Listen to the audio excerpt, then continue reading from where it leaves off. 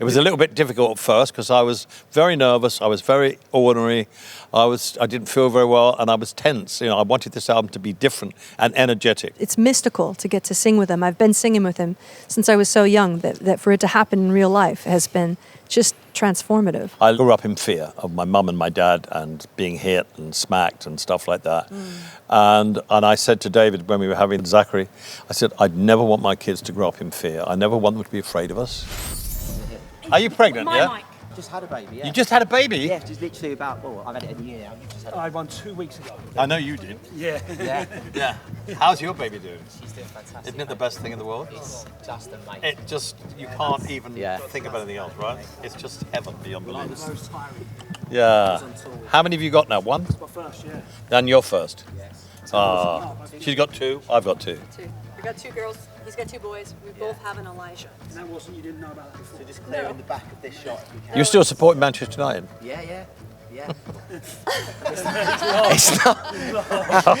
It's not been very good, I've got to say. I have been to many games, but I had my baby when I was on tour with Take That last year.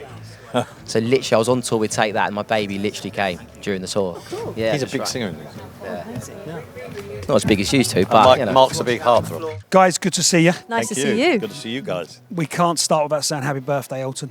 Oh, thank you. Happy birthday. Yeah, another year older. Yeah. But not deeper in debt, thank God.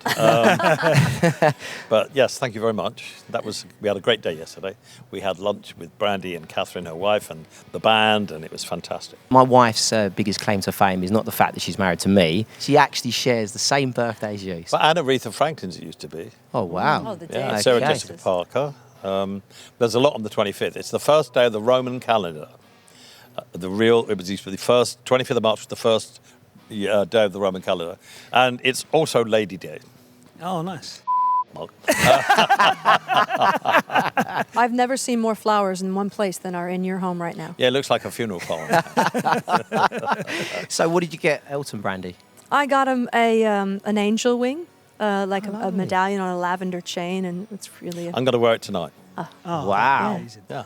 Brandi, you obviously have always been a massive fan of Elton, right? So Massive, yeah. When it comes to making this record and being here tonight, working with him, what does that feel like? It's incredibly surreal. There are moments where I'm sort of snapped back into my 12-year-old self, and I can't believe it's happening. But most of the time, it feels really natural and sanctioned in some way.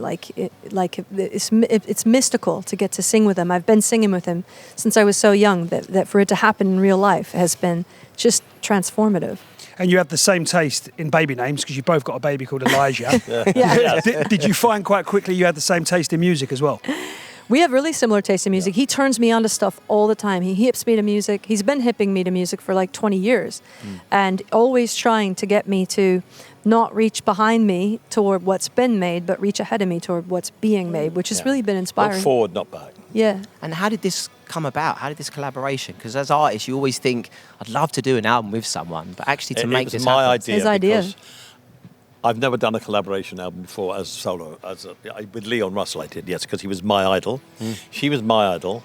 I was her idol.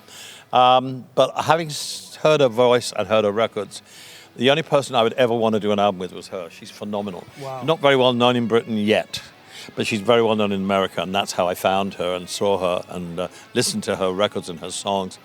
And believe me, she's probably one of the greatest singers I've ever heard. And I just could not wait to record this album. We finished Glastonbury, and then that was in July, and then October we went to LA and recorded the album in 3 weeks without anything being done. 3 weeks? Yeah, 3 weeks without nothing being written. It was a little bit difficult at first because I was very nervous, I was very ordinary, I didn't feel very well, and I was tense. I wanted this album to be different and energetic. And it turned out that way. And I think the tension that I brought to the studio eventually filtered through to the music. And once we got going, it was like an express train. And she's amazing. I mean, you see her live. She came over last year, and I'm hogging it, but she came over last year and she did Hyde Park with Stevie Nicks, and then she did Drury Lane. And got 5-star reviews. I've never seen reviews like it. She's amazing. Amazing. Brandi, that's got to be one of your biggest achievements ever, even though you've achieved so much. But Elton John, your idol, saying that you're the best singer he's ever heard. I wish it on everyone. I wish everyone that ever had a dream could have their life and their art affirmed the way that he has affirmed mine. It's something you can never take for granted, and I'll never forget it as long as I live. But I mean, I think that Elton is the greatest that's ever been. And it happens in the studio. You see these compositions coming out of him. It's from another place. It's otherworldly. And he says that he had a hard time and that he was experiencing doubt or that he was ornery, but really it was just so alive, like so vibrant and dangerous and right on the edge. And if music's not being made like that way, I don't want to hear it, you know? Well, it was just, I mean, I've listened to the album this morning. It was absolutely fantastic. Thank you. And actually, from Elton saying about your voice, You Without Me is a very special song. Thank and you. vocally, It's a heartbreak. it really did. And I was just intrigued to know what that song was about. Oh, you're going to find out. Oh, okay. You two with your young ones. Oh my God, is that what it's okay. about? It's about this moment that happens, and it's going to happen in like maybe 10, 11 years. And you're going to think that you're kind of like living with this mini-me, like this little person. We try not to project ourselves onto our kids, but maybe we do a bit, you know? Yeah. There will be this moment where they depart you. Like they'll do something that you wouldn't do, or a voice will come out of their mouth that you've never heard before, and you start to see them as they separate and become their own person. And you are like, devastated. You're so devastated, but simultaneously so proud, and you don't know what to do with those two emotions. And that's what I did with them. I wrote that song. Yeah, well, when I was listening to it, that was how I connected with it. And actually, it then made me really like, God, there's going to be some point in my life, or Maddie's life, where I won't be here anymore, and she will be without me. But and that made me really sad. But it's a beautiful song. Yeah, me sad now. No, it was really sad. When I just lost it, I cried my eyes out, and David said, "What's wrong?" I said, "It's the last time I see my little boy. He's now a little man. I've lost the boy now." And I loved him as a boy. Yeah. And he's just growing, and that's what she was talking about. It's like, I've lost a little part of him that's different now. We are seriously new dads, like 2 I weeks, 3 know. weeks, 10 months. What is both your biggest tip to us? I was brought up in a very strict household in the 50s after the war, and it was a different sort of situation there. I grew up in fear of my mum and my dad and being hit and smacked and stuff like that. And I said to David when we were having Zachary, I said, I'd never want my kids to grow up in fear. I never want them to be afraid of us. I was walking on eggshells the whole time in my childhood. And it wasn't a bad childhood, but it was just the fear of doing something wrong. Yeah. And so David and I said, that's it. You mustn't fill them with fear. You must have discipline, of course, but no fear, no smacking, nothing. And it's worked beautifully. They've been fantastic. Oh, that's an amazing tip. I think that's a really amazing tip. And even to that point, another thing I think you can do is don't talk baby talk to them.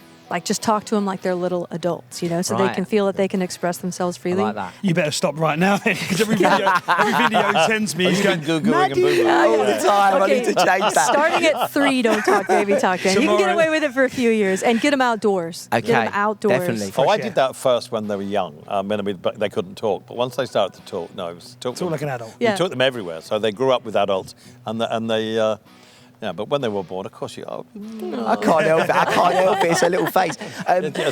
Obviously, you're both incredible musicians, great songwriters.